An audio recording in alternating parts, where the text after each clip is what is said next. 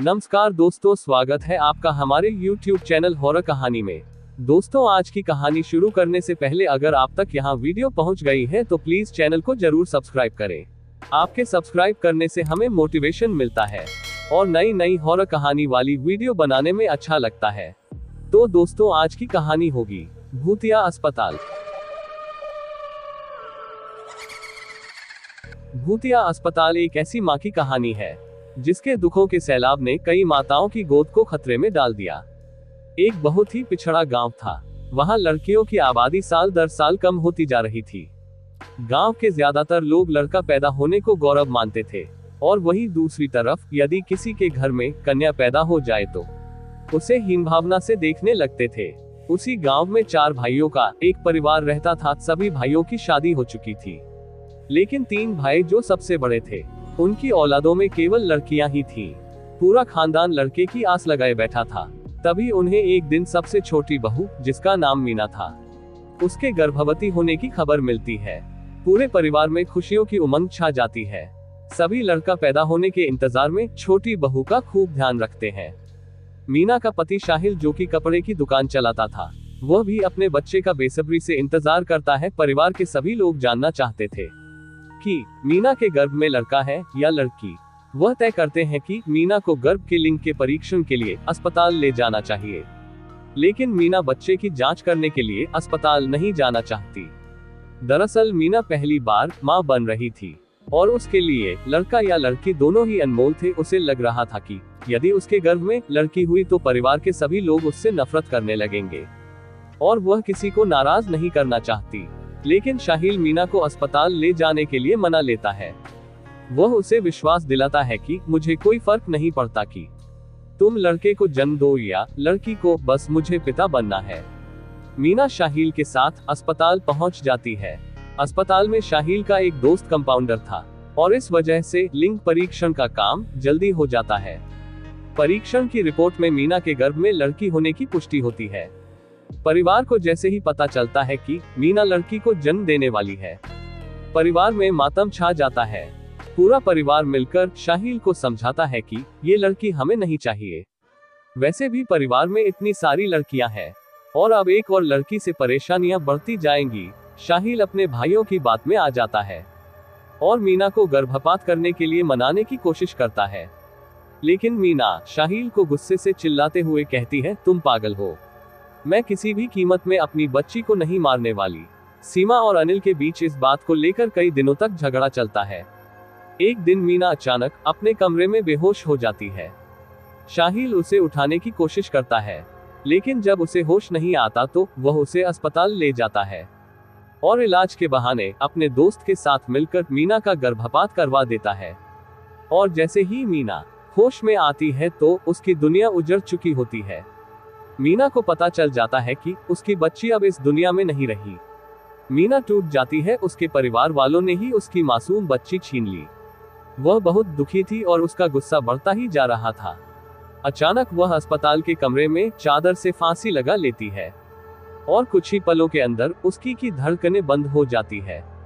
मीना के परिवार को जैसे ही पता चलता है कि मीना ने अस्पताल में आत्महत्या कर ली है, सभी भागते हुए अस्पताल पहुंच जाते हैं। शाहिल मीना के चले जाने से बेहद दुखी होता है। उसे अंदाजा नहीं था कि मीना बच्ची के गर्भपात से इतनी दुखी हो जाएगी कि अपनी जान ही दे दे। जो होना था वह हो चुका था, लेकिन अब बारी भरपाई करने की थी। मीना के अंतिम संस्कार के 13 दिन गुजरते ही अस्पताल में मीना की भूतिया रूह की दस्तक हो जाती है। डिलीवरी वार्ड में भर्ती सभी बच्चे अचानक अपने अपने बिस्तर से नीचे गिरने लगते हैं। लोगों को समझ में नहीं आता कि एक साथ सभी बच्चे नीचे कैसे गिर गए। हालांकि बच्चों को ज्यादा चोट नहीं आती, लेकिन ये घटना मरीजों के अंदर भूतिया डर बैठाने के लिए काफी थी। इसके बाद अस्पताल में भूत होने की अफवाह तेजी से फैलने लगती है और लोग इसे भूतिया अस्पताल कहने लगते हैं। अस्पताल में एक औरत बच्चे के जन्म के समय आपातकालीन हालात में एम्बुलेंस से अस्पताल पहुंचती है। औरत की हालत गंभीर थी, इसलिए उसे अस्पताल के कंपाउंडर तुरंत स्ट्रेचर में उठाकर ले जाने लगते हैं, लेकिन वह उनके हाथ से छूटकर हवा में लटक जाती है। उसे ऊपर लटका देख वहां मौजूद सभी डर की वजह से इधर उधर भागने लगते हैं और कुछ ही समय में वह ऊपर से नीचे गिरती है और उसे सर में जोरदार चोट लग जाती है, जिससे उसकी जान चली जाती है। एक माँ मीना के गुस्से की भेंट चढ़ चुकी थी। अस्पताल में रहस्यमय तरीके से मौत अखबारों की सुर्खियां बन जाती है और देखते ही देखते अस्पताल को बंद करने की बात होने लगती है। लेकिन शहर में इससे बड़ा अस्पताल दूसरा कोई नहीं था। इस अस्पताल को शहर की जीवन रेखा कहा जाता था, लेकिन भूतिया अस्पताल अब केवल अफवाहों तक ही सीमित नहीं था। इस बात को वास्तविक आधार मिल चुका था और अब लोगों को पूरा यकीन था कि अस्पताल में कोई न कोई भूत तो जरूर है, क्योंकि कई हादसे निरंतर हो रहे थे। अस्पताल प्रबंधन मुद्दे को गंभीरता से लेते हुए अस्पताल में झाड़ फूंक करने के लिए एक बहुत प्रतिष्ठित ओझा को बुलाते हैं। ओझा अस्पताल के कमरे में मंत्रों से सिद्ध किया हुआ नींबू रखकर मीना की रूह का पता लगा लेता है। देखते ही देखते नींबू का कलर सुर्ख लाल हो जाता है। उस कमरे में मौजूद अस्पताल के कर्मचारी एक दूसरे का मुंह देखने लगते हैं। ओझा अस्पताल के कर्मचारियों से कहता है कि इस अस्पताल में एक दुखियारी मां की आत्मा है, जिसके बच्चे का गर्भपात किया गया था, इसलिए वह इस अस्पताल में किसी को भी मां नहीं बनने देना चाहती। अस्पताल प्रबंधन को मीना के गर्भपात के बारे में कोई जानकारी नहीं थी, क्योंकि वह गर्भपात शाहिल और उसके कंपाउंडर दोस्त ने गुप्त तरीके से किया था। सच्चाई का पता लगाने के लिए ओझा अपनी मंत्र शक्ति से मीना की रूह को सबके सामने बुला लेता है। मीना का भूतिया साया आते ही सभी चीजें इधर उधर बिखरने लगती है। टेबल कुर्सियां पलट जाती हैं और अचानक वह कंपाउंडर जिसने मीना का गर्भपात किया था अजीब हरकतें करने लगता है। उसके स्वर बदल जाते हैं। ओझा तुरंत उसे बालों को पकड़कर वहीं बैठने को कहता है। दरअसल ओझा को पता चल चुका था कि मीना की आत्मा कंपाउंडर के अंदर आ चुकी है। वह मीना की रूह से पूछता है, बताओ किसने तुम्हारा गर्भपात किया था? हम उसे कानूनन सजा दिलवाएंगे, लेकिन तुम इन मासूम बच्चों की हत्या मत करो। तभी वह कंपाउंडर जिसके अंदर मीना की रूह समाई हुई थी जोर जोर से अपना ही नाम लेकर चिल्लाता है, अजय और शाहिल दोनों ने मेरी बच्ची की जिंदगी छीनी है, लेकिन उसके लिए मेरे ससुराल का पूरा परिवार भी जिम्मेदार है। जब तक इन सब को इनकी गुनाहों की सजा नहीं मिलेगी, तब तक मैं इस अस्पताल में किसी को भी चैन से नहीं जीने दूंगी।